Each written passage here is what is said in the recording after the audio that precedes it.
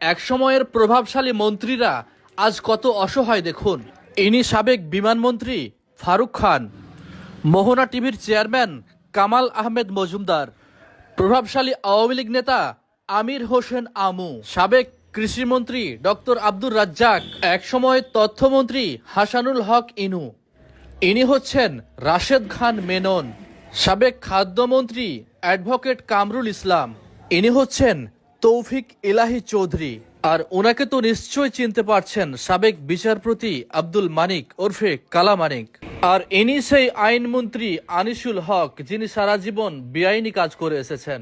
ওই যে বলে না, আল্লাহ ছাড় দেন কিন্তু ছেড়ে দেন না, এটি তার জ্বলন্ত উদাহরণ। এক সময়ের প্রভাবশালী মন্ত্রীরা আজ কত অসহায় দেখুন।